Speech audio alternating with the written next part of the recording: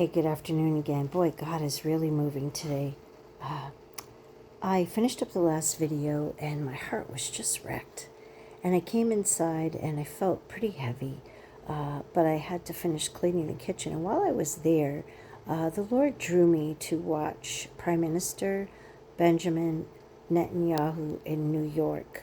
He was at the UN among world leaders giving a speech.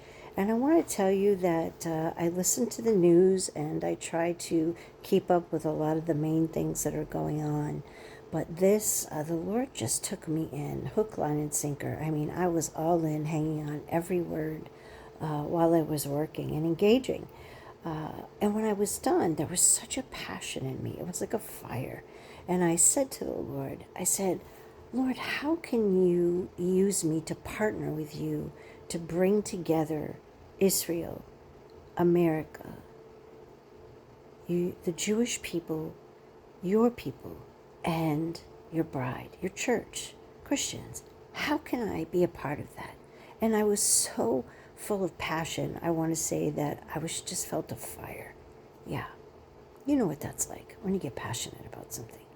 And I heard the scripture, and I want to share this with you because the Lord said to me after I made those statements to him, he brought the scripture, this one, and this is a part of it. It's John 10:16, and it says, and there shall be one flock and one shepherd. But it says, and there shall be one flock as a line from the Bible, specifically John 10:16, where Jesus as the good shepherd speaks of gathering all people, both Jews and Gentiles, into a single unified group under his care. This verse describes a future unity of believers from all nations who will all listen to Jesus' voice and become one flock with one shepherd. And it goes on.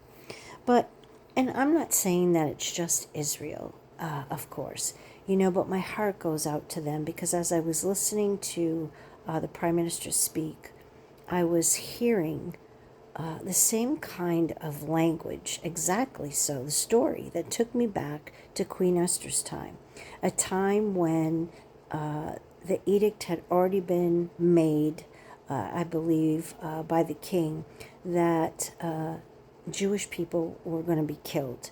And Queen Esther went before the king, and long story short, said, hey, we want to have the right to fight for ourselves. And of course, the king couldn't reverse what was said, but he allowed them to fight for themselves because they were going to be annihilated. And this just broke my heart because as he was speaking, I was hearing the exact same thing from the book of Esther. Yeah, for such a time as this. Now, so the Lord said to me, yes, I want to use all of my people to bring unity, to bring the Jews and Gentiles together and my people Israel and Christians together, one flock, one shepherd. But there was something more. And it wasn't just the Prime Minister, because I'm going to tell you that probably about a month and a half ago, maybe closer to 2 months, I sent a letter to the White House because I have a voice just like you. And I just leave it in God's hands. And it was actually a prophetic word. And I'm going to say that I would like you to listen to this and consider it. Think about this. Free speech, our voices in the world, in our nation, in the United States of America, are very important. And I think that we have to backpedal in some ways when it comes to free speech. And what I mean by that is we need to stop saying that and calling things hate speech when there's really no hate in it. It's just a disagreement, different opinions. You might like a hamburger, I might like a cheeseburger. It doesn't mean you hate me or I hate you. I might think one way about marriage and you might think another way about it. It doesn't mean we hate each other. We have a different viewpoint. Now, to get away from that, I want to say this. I believe that we need to start having wise, rational conversations again. Loving conversations. Speaking the truth in love because it's what Jesus modeled. And the other thing is this: there are going to be hard conversations. But when we have a hard conversation, and I'm not saying that every area we can compromise in, because we can't, but when two people come from opposing views and sit down at a table, it's not about, well, it's like a marriage. It's not all your way and it's not all my way. It's we find a way to resolve the issue in a peaceful manner that we can both live with. That's called being a grown-up. And I know there are some things that cannot be compromised. I'm not talking about that. But there's something else, the bigger picture here. And it's not perfect because people aren't perfect, and it probably never will be in this life. But I think that, well, let me give you an example. Many years ago, when I was very young, I went for a job in Homeland Security. I wanted to be a TS agent, I think they were called, at the airport. And I had one thing that happened in my life that prevented me from that. And I wasn't upset about it. I was disappointed, and it wasn't even a big deal, but it was enough where they said, no, I'm sorry. And I get that. And I want to say I kind of admire it, because every level that we live, work, and engage in, from me just cleaning a house all the way up to the White House, there has to be, the higher the office, the higher the standard. I don't want to say that. It should be a high standard across the board. But when it comes to leading a country, when it comes to leading an army, a military, a diplomat, you know what I'm saying. Even Jesus said that to whomever much is given, much is expected. And even teachers, he holds to a higher standard. Because we have more of a presence, more influence, more of a voice. When you're put in a place of leadership and authority, you have a great responsibility and accountability to God and to the people. So here's what I'm saying. Free speech should be and kept always. But I want to say that when it comes to free speech in places such as media, television, radio, news, even social media, where there is great influence and great impact, I want to say this. Now, I'm not talking about just everyday people, though we should have a standard, and we should be people of truth. But where it really makes a difference, and I'm going to show you something, and I know you probably already know, but I want to show you, is in these places that I mentioned. Our leadership in the government, president, vice president, all the way down. But I want to say that in the middle of our leadership and everyday people like you and me, we have the media that reports the news. The news.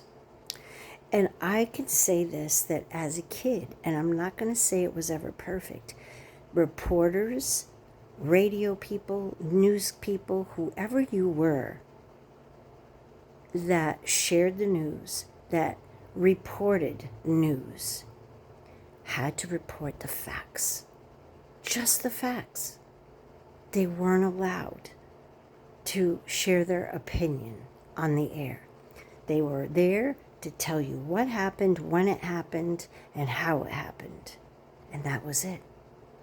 And if there were facts as to why it happened, they could report the facts. The problem is that we've gotten away from that. And the problem is this, that we have people that are full of the Spirit of God that may be doing a good job in the news, and we have people that are full of the spirit of the enemy, the Antichrist.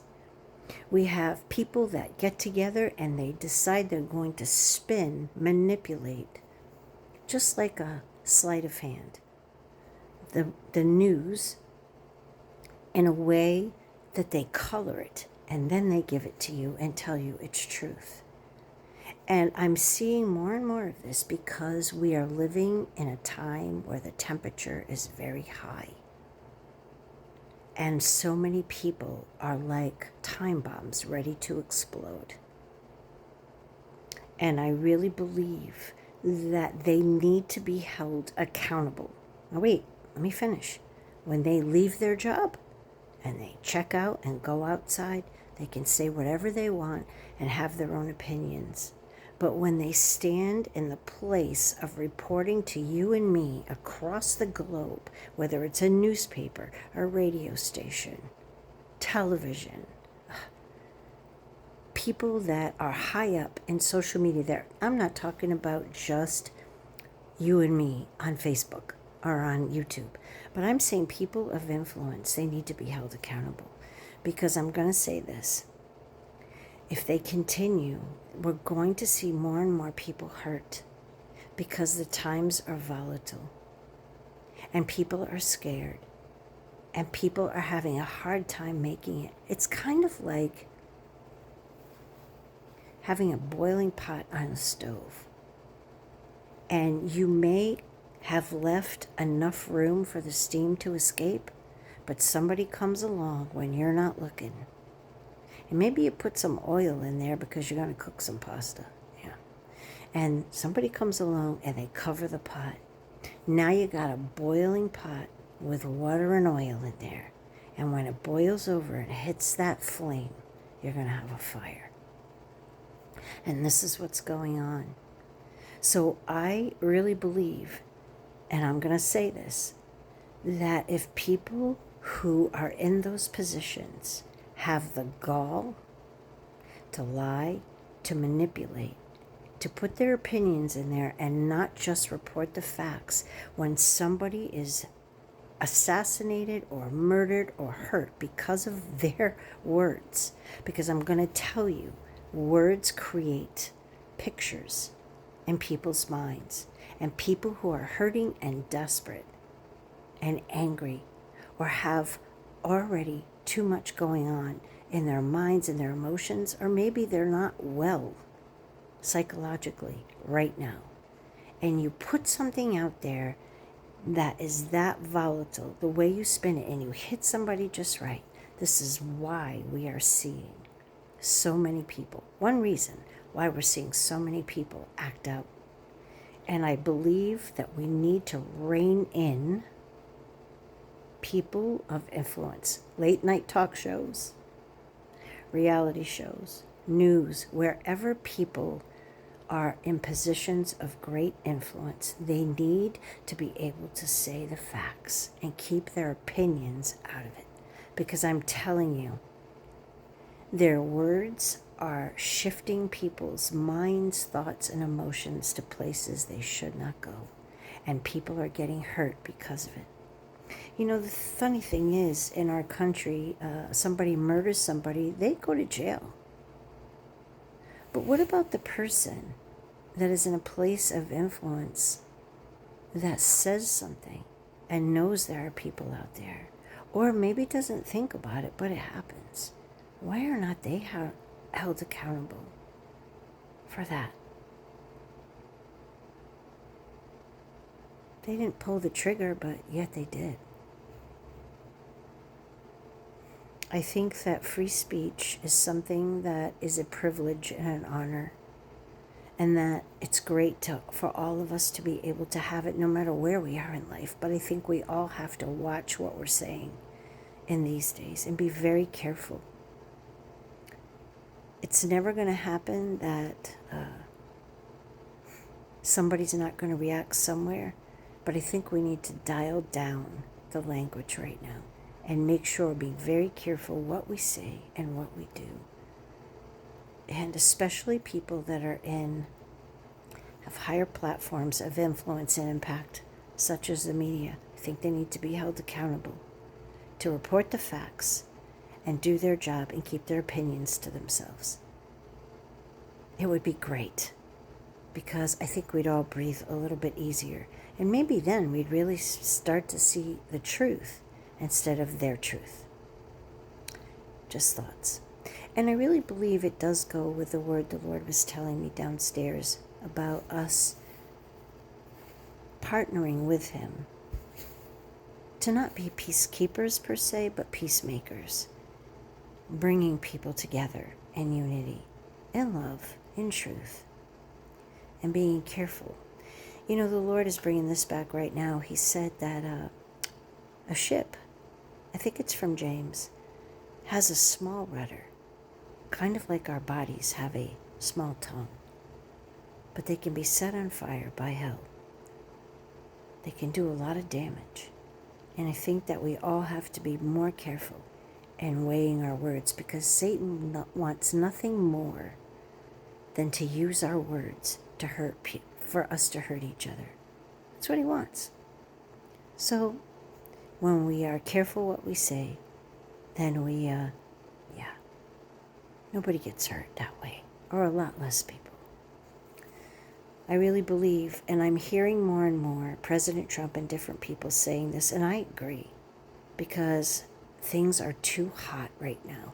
And I think everybody's got to take a step back and watch their words. Yeah. Because it's not just about this moment, what's said. It's about a rock in the water and how many ripples down that rock is going and what's going to happen at the end. Anyway, I hope you guys have a great afternoon. And if I don't have another message from the Lord today, then I hope you have a great evening. And hopefully we'll talk to you tomorrow. If not, have a great weekend.